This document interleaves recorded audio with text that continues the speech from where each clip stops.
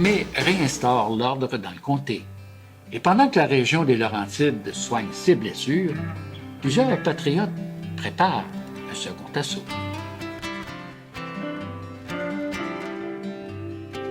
Lorsque Colburn quitte Saint-Benoît, il mandate le colonel Maitland pour aller dans les villages de Sainte-Scolastique et de Sainte-Thérèse et Terrebonne, afin de confisquer les armes des habitants et de s'assurer que toute résistance à la couronne est maintenant chose du passé. Le 16 décembre, l'armée fait un arrêt à Saint-Eustache pour accueillir les prisonniers, puis reprend le chemin de Montréal. Au total, 77 patriotes locaux sont emprisonnés à la nouvelle prison de Montréal, la prison du pied du courant.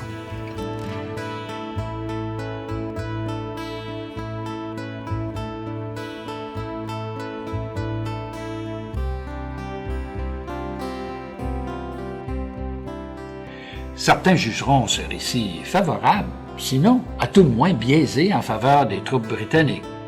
Ont-ils tort? À vous de juger. Son Excellence Sir John Colburn eut même la complaisance de laisser un ordre semblable entre les mains de M. de Sèvres, qui devait la montrer au commandant de chaque nouvelle troupe qui viendrait successivement à Saint-Eustache. La conduite de Sir John Colburn pendant toute cette campagne a été remplie d'une douceur admirable. Et ses troupes, officiers et soldats méritent de grands éloges. Il est malheureux que l'on ne puisse adresser les mêmes compliments à certains des volontaires.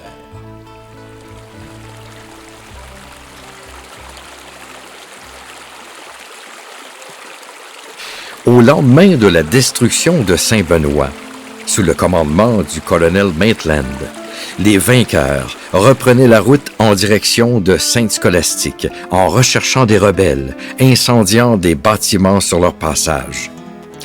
À leur arrivée au village, quelques centaines d'habitants brandissaient des drapeaux blancs au cri de « Vive la reine ». Le curé Bonin empêcha quelques soldats de mettre feu à l'église. Au total, 4 maisons du village et 40 dans la paroisse environnante avaient été brûlées à Sainte-Scolastique. À Saint-Sco, on ne sait pas ce qui s'est passé avec le curé, parce qu'ils ont brûlé juste 3-4 maisons. Fait qu'il y a eu un deal le 16 décembre avec le curé du village à Sainte-Scolastique. On ne sait pas exactement ce qui s'est passé, mais il n'y a pas eu tant de ravages que ça. Sauf que Maitland et tous ses soldats, parce qu'il y avait une armée, mais il y avait des volontaires. Fait que l'armée est retournée, le 17 décembre, l'armée est retournée vers Saint-Eustache. Mais les volontaires, les orangistes, les loyalistes, ceux qui venaient de Gore et de la Chute, eux autres ont décidé de remonter chez eux. Mais les autres, ils étaient pas mal plus comme des mercenaires parce qu'il n'y avait plus d'autorité. C'était pas des soldats. Fait que eux autres, qu'est-ce qu'ils ont fait? Le 17 décembre, quand ils ont pris la côte Saint-Louis pour monter vers la Chute, ben ils ont tous brûlé le rang au complet. Toute la côte Saint-Louis, ils ont tout brûlé. Puis évidemment, avant de brûler, ils ont ramassé les armes. Ils ont ramassé la bouffe, le vin, l'argenterie, les bijoux. Ils ont tout ramassé ce qu'ils pouvaient. Dans le fond, les loyalistes, les orangistes qui venaient de Gore et de la Chute, ils ont fait leurs épiceries avant de remonter chez eux. Tout ça, c'était sur la côte Saint-Louis. Mais la côte Saint-Louis, moi, j'ai eu ma forge là, pendant un bon bout de temps, juste en haut de la côte. Mais tout ça s'est passé parce que les mercenaires, ben, il n'y avait plus de patron, il n'y avait plus de lieutenant, il n'y avait plus de colonel, parce que toute l'armée était déjà tournée vers Saint-Eustache. Ça, c'est le 17 décembre à Sainte-Scolastique. Les soldats de Maitland se dirigèrent ensuite vers Sainte-Thérèse. C'est l'action du curé Ducharme qui aurait évité tout conflit, car ce dernier les reçut avec beaucoup de déférence. Il logera les troupes anglaises au Collège jaune. C'est sous ses supplications que les militaires épargnèrent les propriétés des chefs patriotes de l'endroit. Toutefois, Sainte-Thérèse a gardé un souvenir amer du passage des habits rouges. Ses loyaux pillèrent consciencieusement nombre de maisons et de fermes et s'en livrèrent honteusement à la distillerie du village. L'armée de Maitland continua sa route en direction de Terrebonne avant de rentrer à Montréal, lorsqu'un détachement de cavalerie lui amena le rebelle William Henry Scott, trouvé dans une ferme près de Sainte-Thérèse. Les patriotes du côté de Terrebonne, Sainte-Anne-des-Plaines et New Glasgow n'avaient pu soulever la population locale et encore moins organiser quelque forme de résistance armée. Maitland et ses hommes entrèrent à Montréal le 19 décembre. Ils auront passé un total de 5 jours dans la région des Patriotes du Nord. La région avait subi des dommages des plus sérieux, tant sur le plan humain que matériel. Sa population devait reconstruire villages et maisons détruits par la guerre incendiaire. Dévasté, le comté des Deux-Montagnes se tient tranquille l'année suivante. Pour cause, on y dénombre plus de 200 arrestations à la suite de la campagne sur Saint-Eustache. Plus de 70 à 80 décès lors de la bataille du 14 décembre 1837 et plus de 600 réclamations par des habitants du comté ayant subi des dommages à leurs biens et propriétés en raison du passage des troupes régulières et volontaires. Suite aux troubles de 1837-38, le gouvernement réformiste de Louis-Hippolyte Lafontaine va mettre sur pied une importante commission, genre de commission d'enquête sur toutes les pertes subies par la population au moment des troubles. Pertes subies autant par les patriotes que par l'armée anglaise. Donc, si on parle de Saint-Eustache et en fait de tout le vaste comté des Deux-Montagnes, il va y avoir 600 réclamations faites par des gens de notre région. Donc, des réclamations, c'est autant pour un fusil qui a été pris par l'armée que par les patriotes, par exemple. Mais c'est aussi les dommages qui ont été subis aux propriétés. Ma maison a été incendiée, par exemple. Je me suis fait voler quantité de chevaux. On m'a brisé telle chose, on m'a volé tant de quantité de foin. Donc, c'est des exemples comme ça. Donc, il y a eu 600 réclamations suite aux troubles de 1837 et 1838. Il y a plusieurs conséquences aux rébellions de 1837 dans les Laurentides. Évidemment, le village de Saint-Eustache étant le chef-lieu réduit en cendres, pour ainsi dire, il y a des villages plus importants qui vont prendre en quelque sorte leur essor, que ce soit Sainte-Thérèse, Terrebonne, mais pratico-pratique, les familles vont être décimées et puis ça va amener à l'expansion des Hautes-Laurentides parce que les villages étant réduits en cendres, Saint-Eustache, Saint-Benoît entre autres, principalement en fait, les familles décimées vont aller chercher des terres un petit peu plus au nord.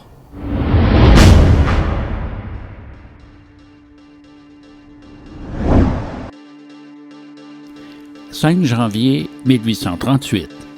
Le président Martin Van Buren des États-Unis proclame la neutralité de son pays dans le conflit au Canada et menace de poursuivre tous ceux qui la compromettraient. 10 février 1838. Le Parlement britannique suspend la Constitution du Bas-Canada de 1791 et charge John George Lambton, Lord Durham, gouverneur général et haut-commissaire, d'enquêter sur la rébellion de 1837. La reine Victoria, couronnée l'année précédente, accepte la recommandation de la Chambre des communes à l'effet de suspendre temporairement la Constitution jusqu'au 1er novembre 1840. Elle autorise la formation d'un conseil spécial. Suite aux événements du Bas-Canada, se situant entre le 16 novembre 1837 et le 1er juin 1838, 495 patriotes sont incarcérés à la nouvelle prison de Montréal. Nous devons au notaire Giroir, lui-même incarcéré, des détails sur ces prisonniers.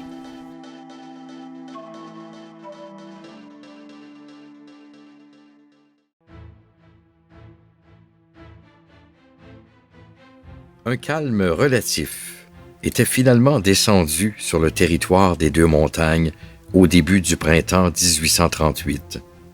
Toute résistance y avait été éteinte, mais pas dans le comté de Terrebonne, où le Parti patriote était demeuré à peu près intact.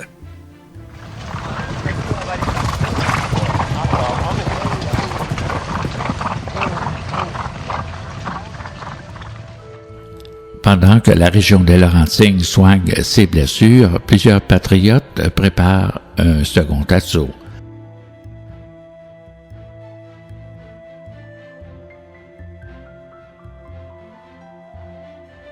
Alors, quand on parle des patriotes dans les Laurentides, on pense surtout à Saint-Eustache à cause de la célèbre bataille.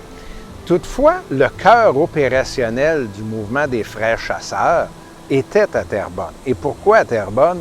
C'est qu'on y retrouvait surtout l'élite du comté de Terrebonne qui était là.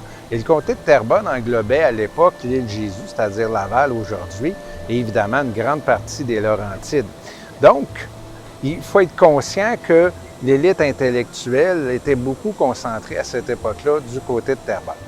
Alors, ce qui va se produire, c'est que Terrebonne, il y avait aussi une grande dualité. Il y avait une présence britannique importante, une présence francophone évidemment, et cette dualité-là créait effectivement certaines tensions dans la communauté. À commencer aussi par la pauvreté relative. Les gens de Terrebonne, il y avait beaucoup de locataires, d'ouvriers, donc des gens qui avaient peu à perdre dans cette insurrection-là. Après la rébellion de 1837 dans le comté des Deux-Montagnes et au nord de Montréal, en fait, plusieurs patriotes vont être en exil aux États-Unis.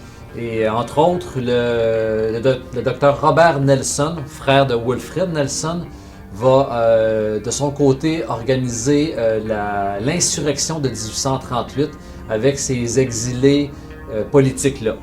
Le 28 février 1838, il va lui-même rentrer au pays et faire sa déclaration d'indépendance du Bas-Canada. Et puis, ça va mettre un peu les bases à la rébellion qui va arriver l'automne suivant. On va organiser la Société secrète des Frères chasseurs pour fomenter la deuxième insurrection. Et puis, ça va se dérouler en novembre 1838. À Napierville, devant plusieurs milliers de Canadiens, Robert Nelson proclame l'indépendance du Bas-Canada. Il promet d'abolir le régime seigneurial, d'accorder aux Amérindiens les mêmes droits qu'aux Blancs et de donner au Bas-Canada 2 langues officielles, le français et l'anglais. Une fois l'indépendance déclarée, il faut maintenant la conquérir.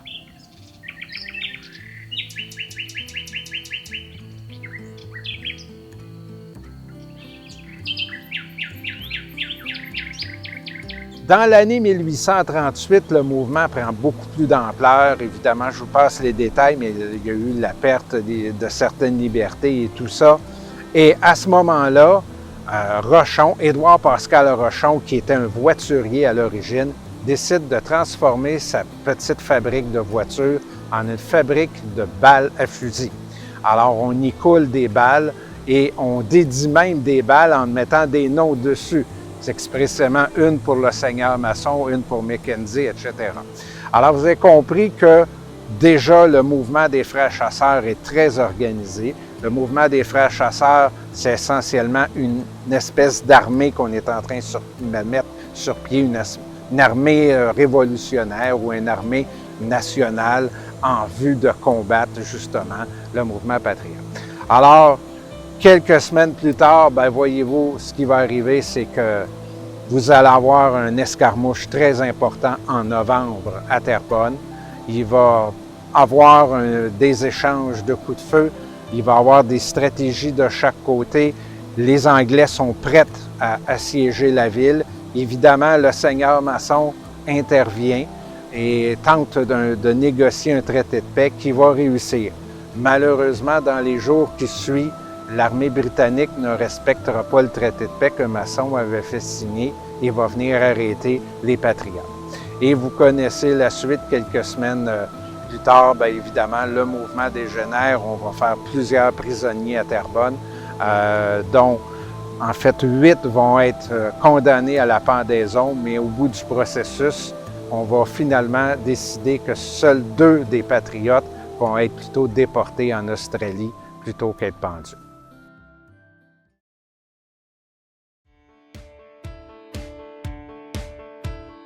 La seconde insurrection aura lieu pendant les 2 premières semaines de novembre 1838. Or, cette manœuvre fut anticipée par les troupes gouvernementales. Leur réplique fut l'exacte copie de la précédente.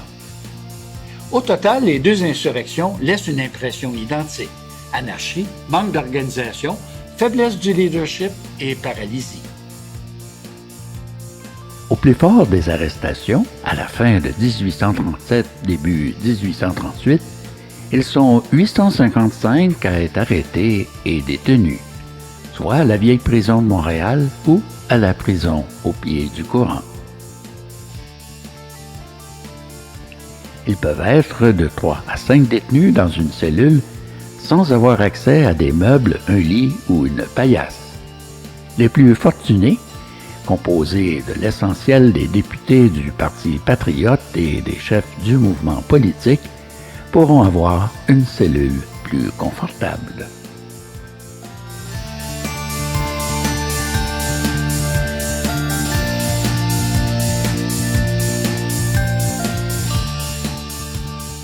Camille et Émile, intéressés par l'exposition inspirée de l'ouvrage de l'historien Jonathan Lemire, titré « Portrait de patriote 1837-1838 », se rendirent au manoir Globensky en ce début d'été 2023. Ils espéraient fortement revoir cet historien qu'ils avaient rencontré 2 ans plus tôt et qui les avait initiés à l'histoire des patriotes. Quelle ne fut pas leur surprise d'être accueillis par lui. Hey, je suis content de vous revoir, ça fait longtemps, c'est vrai? Ben, bienvenue dans la nouvelle exposition ici, dans l'espace muséal du manoir Globensky. Giroir, c'était un individu vraiment important dans l'histoire des troubles, non seulement parce qu'il était un chef patriote, mais parce qu'il a aussi été un portraitiste important. Derrière les barreaux, au pied du courant à Montréal, vous savez qu'il y a des milliers de patriotes qui ont été incarcérés pour leurs opinions politiques. Ben, Giroir en était un. Puis, en fait, derrière les barreaux, pour tuer le temps, pour passer le temps tout simplement, il a fait des portraits de ses amis en prison. C'est un peu ce qu'on présente ici dans l'exposition. Ça vous tente-tu de venir voir l'exposition? Je vous montre ça un peu? Venez-vous-en.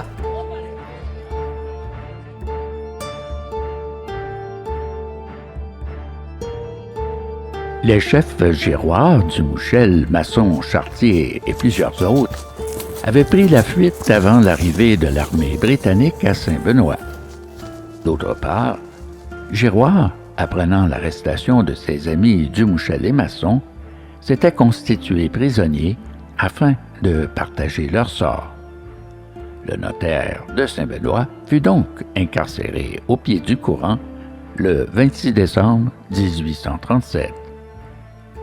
Son statut social lui assure un meilleur traitement que celui réservé à la plupart de ses compagnons d'infortune, à l'instar du Dr Wilfred Nelson, leader des Patriotes de Saint-Denis.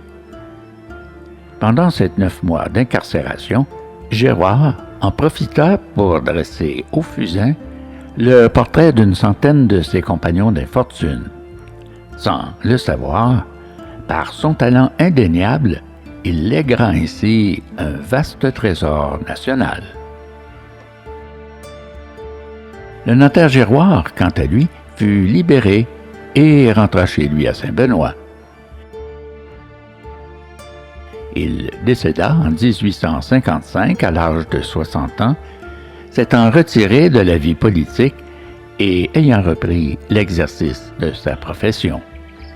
Il entretient également d'excellentes relations avec les autorités religieuses et ainsi, son corps fut inhumé dans la chapelle de l'hospice qu'il avait fondée, d'où ses restes furent ultérieurement exhumés et transportés au nouveau cimetière.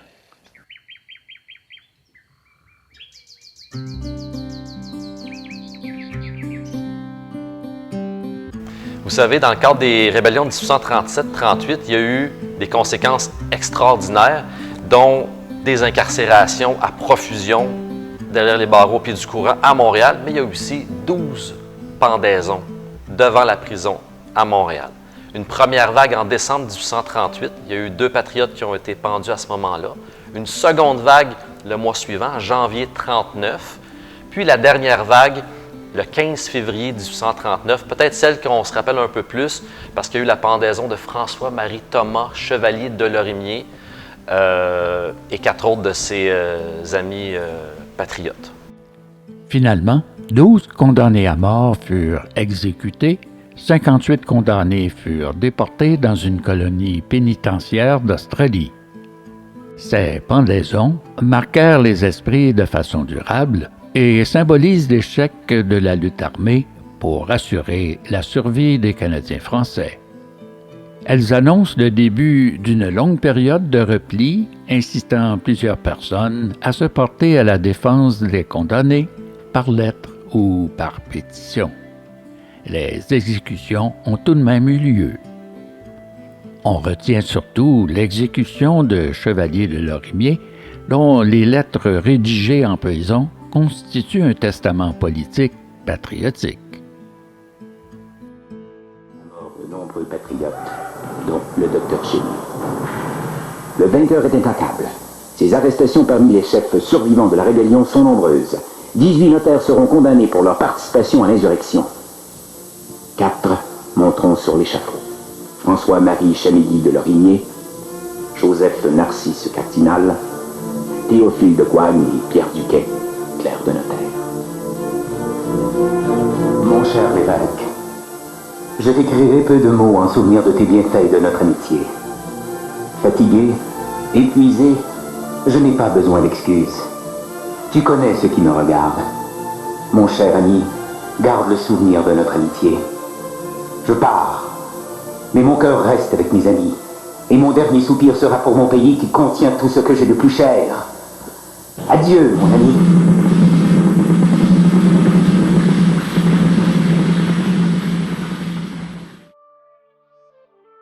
Les dépouilles des patriotes exécutés deviendront par la suite sujets à de nombreuses exhumations, déménagements et commémorations. Les patriotes tués au cours des combats, étant des pécheurs publics, morts sans repentir, s'étaient vus refuser le droit d'être enterrés en terre bénie. Monseigneur Lartigue, qui à l'époque cherchait toujours à imposer son autorité, demeura intransigeant et inflexible sur sa décision d'excommunier les rebelles.